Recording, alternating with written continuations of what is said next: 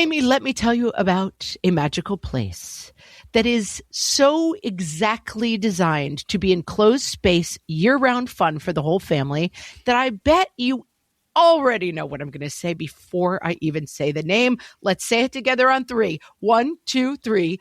Great Wolf Lodge. You got it, Amy. My kids loved Great Wolf Lodge when we went. You probably already know that it has a huge indoor water park with a wave pool, lazy river, a bunch of massive water slides. But then your pack can hit the other attractions because, wait, there's more. Great Wolf Lodge has adventure-packed attractions like Magi Quest, a live-action game kids can play throughout the lodge, plus the Northern Lights Arcade. Spent some quality time there, so your kid who loves the lazy river and your kid who loves fantasy games will both have a great time. Great Wolf Lodge also offers great dining options and complimentary daily events like nightly dance parties, all under one roof. Unpack the car once and you're settled in to have fun. And with 22 lodges across the country, you're always a short drive away from adventure. We've both had such great times at Great Wolf Lodge, so bring your pack together at a lodge near you. Learn more at greatwolf.com and strengthen the pack. Hello, everyone, and welcome to Fresh Take from What Fresh Hell, laughing in the face of motherhood. This is Margaret. And this is Amy. Today, we're talking to Dannah Eve. She is a trusted safety expert and digital creator known for her sharp instincts, real-world expertise, and engaging content that empowers women to navigate life with confidence. Her new book, Street Smarts, teaches women how to stay safe in every aspect of our daily lives. Welcome, Dannah. Thank you guys so much for having me. Happy to be here. So Dannah, your new book and your social media presence both combine your background in criminology with your lived experience as a parent of a young child, and your very quick success in building your platform must mean that you were really getting something across in your content to women and to parents that just wasn't being delivered elsewhere. So tell us about that. You know, the world is a scary place, and social media can also be a very dark place. And especially you go down the rabbit hole, you start scrolling, and then the algorithm feeds you more of that content. And I came on with a mission to spread awareness, not fear. How do I protect myself? How do I protect my kids? How do I prevent this from happening to my family? How do I not have this be my reality? And I walk that line very carefully where my whole book is to empower you to feel safe in the world that we live in. I want you to go out and live your life. I just want you to do it with a street smart head on your shoulders. And I think that I was able to talk about some pretty heavy things in a way that resonated so deeply and didn't come off as intimidating or scary. You mention it in the book, but I feel like this was a zeitgeist moment on social media, the man versus bear debate. Yes. And someone posted, I don't know where it even started, you're in the woods by yourself. Would you rather run into a man or a bear? Then what happens is every single woman chooses the bear, basically. I think for men, it was very shocking. Like the idea that you would choose a bear, it was one of those moments that I think just in that way that social media can do, encapsulates a truth that we all understand as women, but is not fully understood by the people in our life. I remember talking to my own husband about it. I feel like men and women were just talking about it. You'd really rather, what if it was a scary bear? I'm like, we'd still take the bear. We feel like the bear we could do something with. So I think that there's a balance, and you talk about this in the book, between putting the onus of safety on women as opposed to the man. That story is a man problem. Women would rather find a bear than a man in the woods. Why are we only talking to women about this? And so I know you debate that in the book, but let's put that up front. This onus really shouldn't be on us. And no, it shouldn't. And that's the thing. It's interesting because being a woman, it's our reality. We're constantly checking over our shoulder at times. We all know the feeling of that, that the hair standing up the back of your neck, the gut feeling deep in your stomach where you're in a parking garage and it's late and it's dark. A man doesn't do that. It's the way that we live is so different. And what I realized when that trend came out and the overwhelming response was the women choosing the bear over the man, it opened our eyes to a much bigger issue where we realize that men don't understand the reality that we live as women. It's just certain things that men don't think about that women have to live. And it started really cool conversations. It opened our eyes. In a perfect world, crime wouldn't exist. I wouldn't have a job. The reality is there are very bad people out there, men and women, but most crime, especially violent crime, women are the targets. And that's just our reality. That is just, the real statistic out there.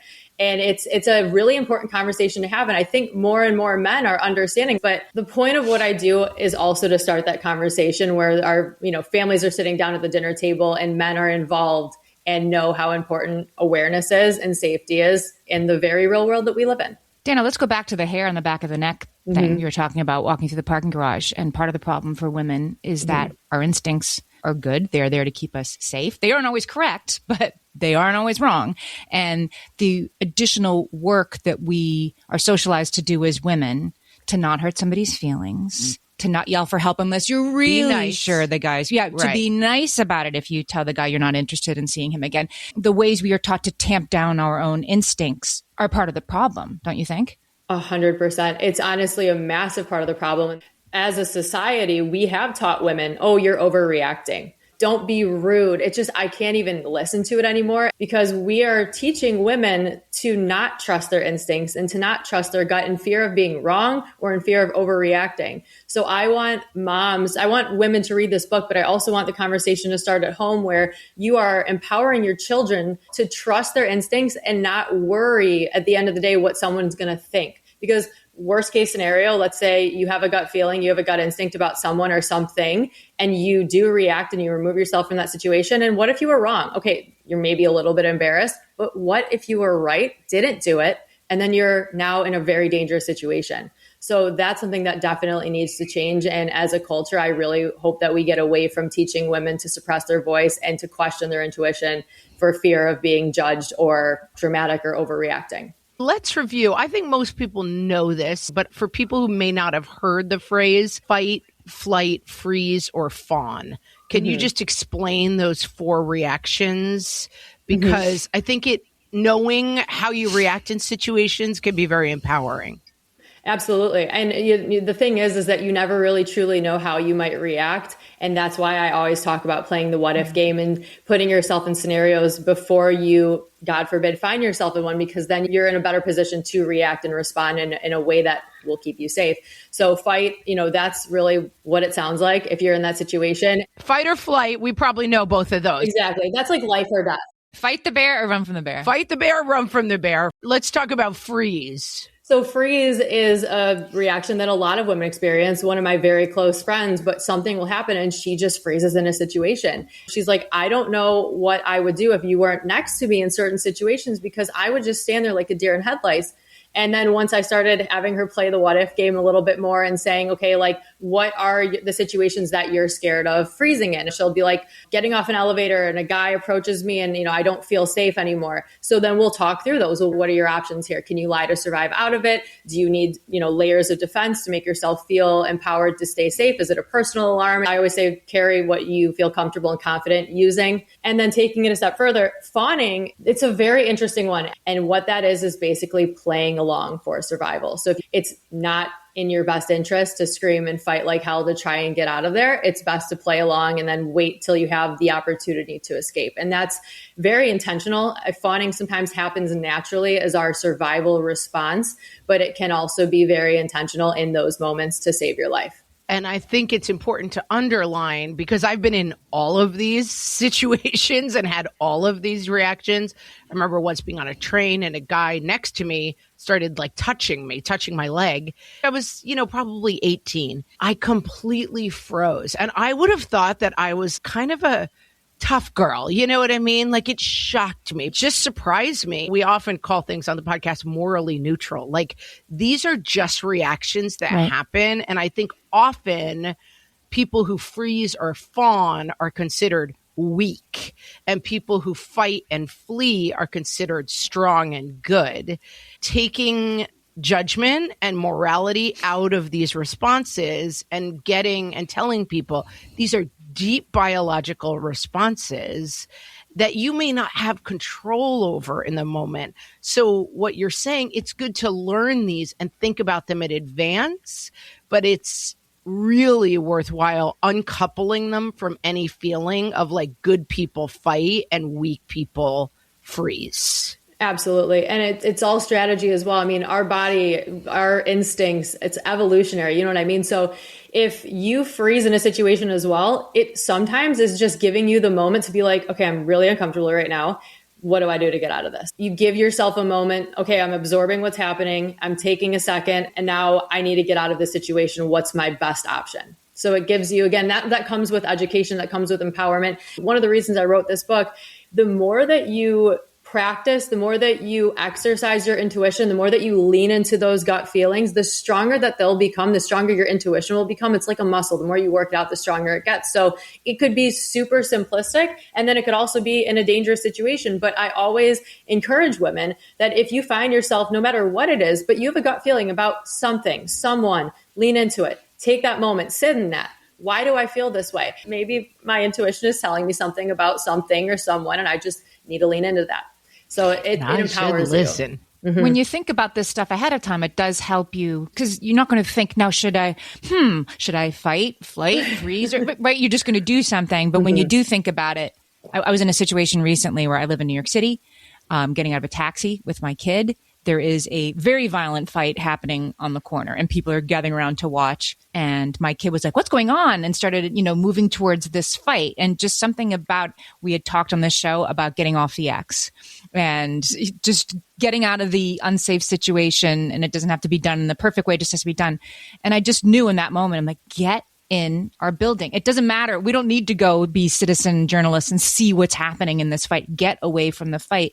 And I think if I hadn't actually done this rational thinking about things, I might have been like, ooh, what should I do? What is the rightest thing to do for everybody involved instead of just get my kid and me in the building away from the situation? So thinking about this stuff does help you choose more wisely in the moment, I think. Oh, absolutely. It empowers you. It 100% empowers you. And then again, you find yourself in the situation and you do react. And then after the fact, you're like, that was pretty cool. Like that, I did. That was pretty cool. Got off the X. We're talking to Dannah Eve, the author of the new book, Street Smarts, and we'll be back talking about digital safety for families.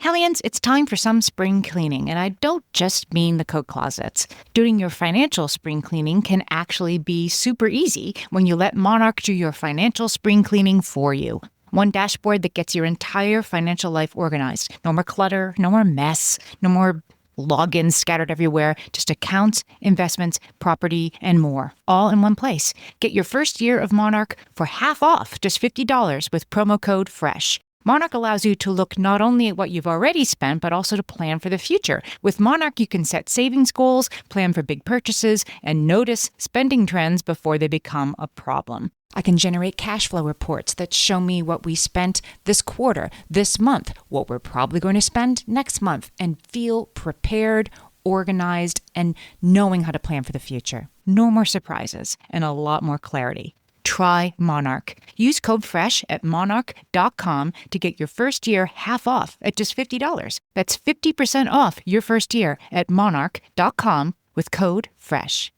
Amy, when I'm having a good hair day, it usually makes my whole day better. And that's why on every day, I'm taking Nutrafol. Nutrafol is the #1 dermatologist-recommended hair growth supplement brand. And it's the #1 hair growth supplement brand personally used by dermatologists. Nutrafol's hair growth supplements are peer-reviewed, NSF certified for sport, and clinically tested. Nutrafol offers multiple formulas for men and women, tailored to different life stages and lifestyle factors, so you get support that's actually right for you. Adding Nutrafol to your daily routine is easy. Order online, no prescription needed, with automated deliveries and free shipping to keep you on track. Let your hair be one less thing to worry about. See visibly thicker, stronger, faster-growing hair in 3 to 6 months with Nutrafol. For a limited time, Nutrafol is offering our listeners $10 off your first month subscription and free shipping when you visit Nutrafol.com and enter promo code LAUGHING. That's Nutrafol.com, spelled Nutrafol.com, promo code LAUGHING. My favorite skincare products actually feel more like self-care, like they're so nice to put on and they smell so good that I'm actually happy when I get to that part of my day.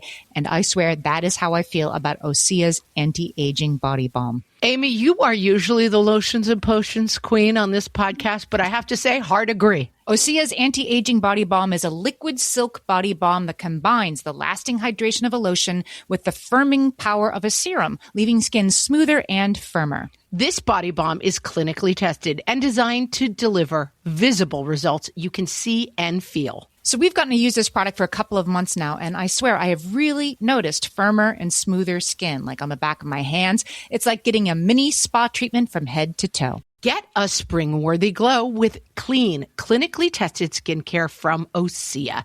And right now, we have a special discount just for our listeners. Get 10% off your first order site-wide with code FRESH at OseaMalibu.com. That's 10% off your first order with code FRESH at OSEAMalibu.com. Okay, so this is something a lot of people are talking about. I have 3 teenagers. I was like, I got it all figured out. I know how I'm going to do it. And now I've got kids who are on phones. You know, I was like, we're going to put the computer in the main area of the house, and that's going to solve things. And then suddenly I've got 3 pretty grown people who have a lot of independence who are on different devices, and they'll be like, oh yeah, I met this girl on Snapchat. And I'm like, you what now, huh? It's crazy how fast this comes for you. Talk to us about how to even start the conversation about digital safety for our kids.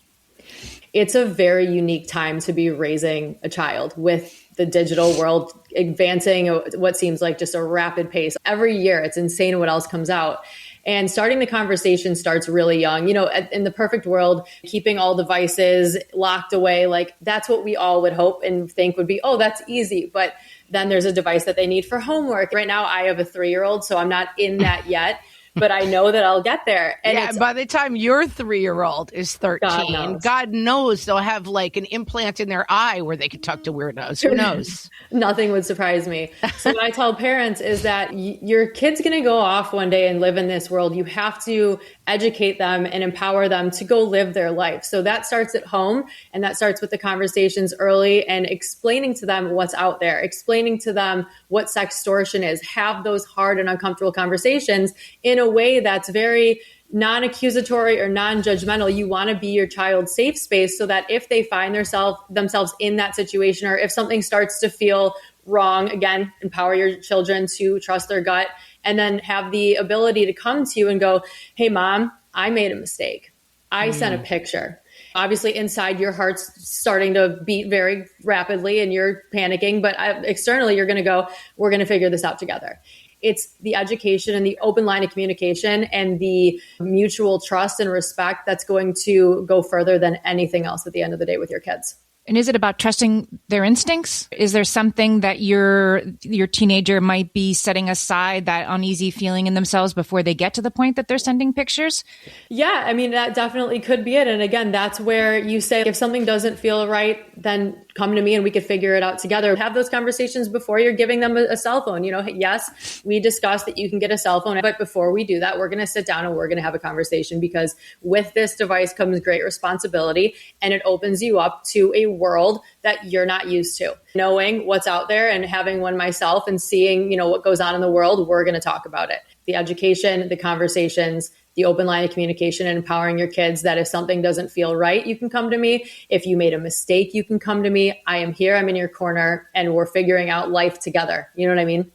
We were on a trip once with extended family, and my nephews were there. Their grandmother, who's a pediatrician, at some point we were playing cards, and she's like, do you all know not to send pictures of yourself nude to other people on the internet? It was the middle of a card game. Like, what are you doing? Like, bringing this up.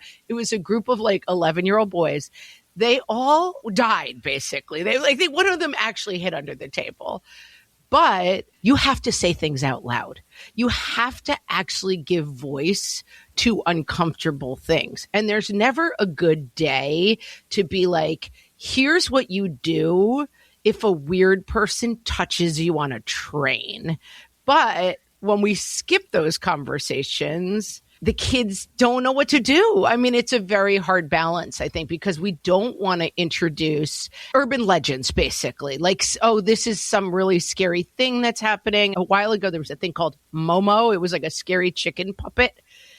You know, the Slender idea was Man, all that stuff. He's coming for you. Like, the Slender Man's not coming, but you may find yourself in a situation where you have to walk down a really long hallway to a bathroom where nobody else is, and you see a man who's walking away from the bathroom who turns around and starts walking behind you. What do you do in that situation? You know, and so I think the balance now, because my kids do have friends on Discord and other places who they love and they discuss film or their special interests with. But I think it's just such a hard balance, I guess, is what I'm saying, of like letting them live in 2026, but warning them against what's really going to happen, but not warning them against stuff that's really not going to happen. Do you understand what I'm saying? It's a balancing act. Absolutely. You know, something that it makes me think about is my own childhood. And my parents did this even when I was in high school, but it's starting to play the what if game with your kids. It allows them to think through situations in a safe and controlled environment. So if you see something in the news about sextortion, without traumatizing them, having the conversations of, hey, I saw this. I want to know what you would do in this situation. Let's say you're playing a video game and you start chatting with this new friend and they take the conversation to say Snapchat, and you feel like it's a friend that maybe lives a couple cities away, and they say that they have this really cute new girl that moved to town and she thinks you're cute and she wants to see a picture of you. Snap me a picture. And so then it starts with a selfie and then it progresses. And then all of a sudden he starts asking you for really inappropriate pictures of your private parts. What would you do in that situation?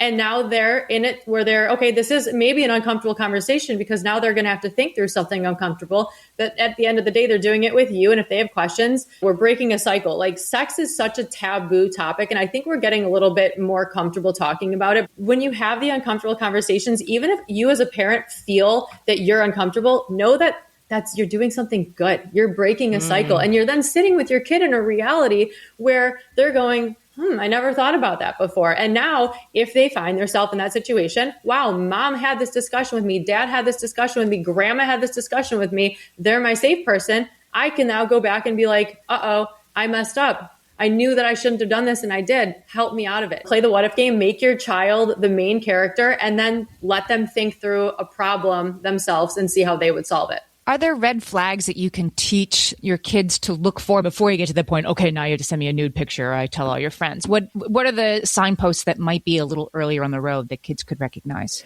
Red flags could be trying to move a conversation off to another app quickly. Rushing a relationship, pushing, putting a lot of pressure on the kid and having them feel like they might not be able to put their finger on it, but what's the urgency here? Why are they asking for this so quickly? Or, why are they calling me their best friend? Or why are they sending me gifts? There's so many different things that could start to feel like, okay, this doesn't feel right. I don't know what, but if you start to have that feeling, again, back to empowering their intuition, I don't know what this feeling is, but let's now sit in and explore it, because something might feel off long before the picture's sent, where then either they make the decision on their own to not have that relationship with the person. It doesn't feel right. I'm not, I don't like this person. I'm going to move on, or I'm going to go talk to a safe adult about it. When my kids were 5, I was like, never talk to weirdos online. That's not cutting it now that I have 15-year-olds, but being really present. Like, when I know they're on a Discord chat, it's time to bring some laundry up and be like, hey, who are you chatting with? And they're like, oh, mom, I'm talking to my film friends. I'm like, oh, great. Oh, where are they from? Just being present, because I do think that if they are nefarious, people are turned off by the fact that there's a mom there. Like, they know that there's an adult presence who is keeping an eye on what's going on. It doesn't mean there's 100% nothing that's ever going to happen, but I try not to allow hours of unsupervised computer time. If you're on the computer, I'm just in and out of the room as much as I can be.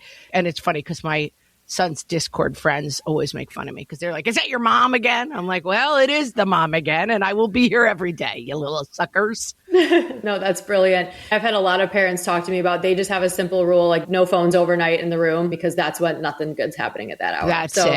That's it. That's a rule. That's a boundary that as a parent you can absolutely set. But as you said, being present, that is so important and so underrated. And also, you need to know what's going on in your kids' devices. It's not just giving them a smartphone and walking away and going, have at it. If you sense your child's behavior is changing, if the phone comes to the table and all of a sudden it's not coming to the table and always did, or they're turning it over, or something's going off and they're jumping at it and grabbing it quickly, if their behavior changes, that's a conversation. That's something we as parents could look for as the early signs of red flags that something's going on in their world that you need to sit down and try and figure out. Go on their device. Let's talk a little bit about scams, because this is something that has just come up for us.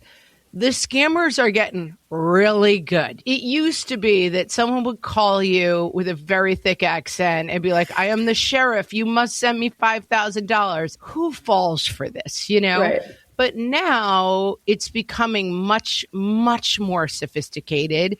Our kids used to have Apple Pay. So like they basically had access to our bank accounts through their phones, which I realized pretty quickly was a bad idea, because the scams work on kids because they're designed to work on people who are responsive to authority. We uncoupled that and gave them kids' cards that were attached to their phone that had $20 or $30 on it if they needed a snack. But how do you talk to kids about how to figure out what's real and what's not? The rule that I've set is that you cannot send money to anyone for any reason without having a conversation with one of us first. But these scams often come in hot with like, don't tell anyone. That's the first rule of the scam. And there was a woman who wrote, I can't remember, maybe it was The Cut, but like a woman who wrote for a major publication about digital scams. And she ended up handing a guy $50,000 cash. In a box. Yeah. In a box. Without telling her husband. Yeah. Without telling her husband. These scams are hardcore. And again, you're not an idiot if you fall for these scams. These people have researched, psychologists, talk about Quantico. I mean, these people are incredible at knowing the weak spots of people and scamming them out of money. Talk about, I mean, it's wild. It's wild and it's infuriating. And you think you've seen it all and then something else comes through and you're actually impressed. Like there are times where there will be a scam and it's like an AI voice clone. And I'm actually like, that's impressive, a talent. Talking to your kids, having the boundary. If anyone asks you for money, the answer is no. And you come tell me immediately. You're not going to be in trouble, but you need to come tell me immediately. And there's certain, again, red flags that are very important to teach your kids. And that starts young. I am starting now with my son that if anybody keeps a secret or asks you to keep a secret, if you hear the word secret, I need to know. If somebody says your mom and dad can't know, I need to know.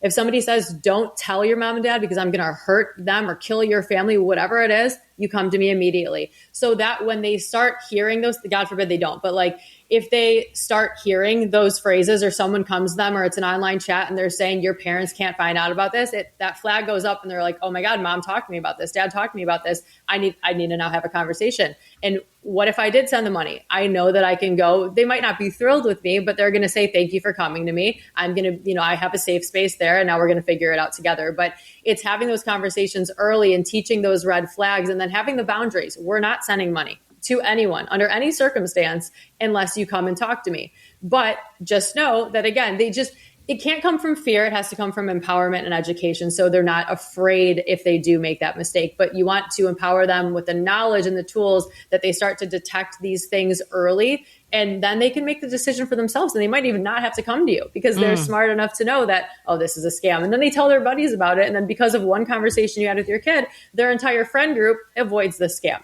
And then another thing that I love and something that I grew up with, a family code word is an absolute must. And it could be something as simple as banana, something that you could, it could be an emoji that you text. And when I tell you a family code word comes in handy in so many different phases of your child's life, it can save them from an uncomfortable situation. It could help them save face with friends. It's brilliant. My dad had one growing up, and we actually used his code word when I was growing up. So, let's say your child's young and home with a babysitter, and the babysitter starts to make them feel unsafe because of a conversation that you've had with them. They're asking to see something that they shouldn't. They're, just making your child not feel safe any longer. They could pick up the phone and go like, hey mom, like when are you coming home? Like, whatever it is. And then slip in, say, oh, by the way, can you make me banana pancakes in the morning? It sounds so good. Now that parent hears the word banana, that parent then knows, okay, something's wrong. And they're at a sleepover with a friend. Same thing. They pick up the phone or they text you that code word. Now the parent knows they're the bad guy and your kid can save face with their friends. We're talking to Dannah Eve, the author of the book Street Smarts, and we'll be right back. All my kids learned to swim when they were little. It was super important to me that they be confident and safe in the water. There was only one problem with that: taking them to swim lessons. I mean, the pools were freezing. There were always cranky adults doing laps right there. And it was definitely not, for any of us, what you would call fun. Amy, heard. But now there's Goldfish Swim School. Goldfish takes a really thoughtful approach to swim lessons, combining research-based teaching with a warm, kid-friendly environment that actually helps kids thrive in the water. Every detail at Goldfish is thoughtfully designed to create a golden experience, from shiver-free, warm indoor pools to comfy waiting areas for parents to professionally trained lifeguards on deck. Goldfish uses an approach called the science of swim play, which combines guided play with proven teaching techniques to help kids learn to swim, build water safety skills, and gain confidence, all at their own pace. Lessons are designed to meet kids exactly where they're at. If you've been thinking about swim lessons or just wondering where to start, this is a great opportunity. Right now, Goldfish Swim School is offering a waived membership plus your child's first lesson free at participating locations. Just visit goldfishswimschool.com/free to find a location near you and enroll using promo code FREE. That's goldfishswimschool.com/free, promo code FREE. At DSW, we ask the important questions, like, what shoes are you going to wear? Whether you're prepping for wedding season, festival season, or just planning the ultimate vacay, the right shoes can make or break an RSVP. So own the moment. You've got big plans, and we've got just the shoes. At the perfect price, of course. Get ready to get ready with Designer Shoe Warehouse. Head to your DSW store or dsw.com today and let us surprise you. One of the things that we have talked about, and I think it's really foundational to this, is play. Like the way that you teach in play, one of the things that was a rule in our house is the minute anyone says no, the game is over. So if somebody says no, that's the end of the game. And it doesn't get attached to a larger lesson about like consent and this is how this is going to play out in your life. But boundaries and self-empowerment can really come just through the way that you play games and like having a yard full of kids. And hey, I heard very clearly that kid said they don't want to play anymore. And you kept going. That is not okay.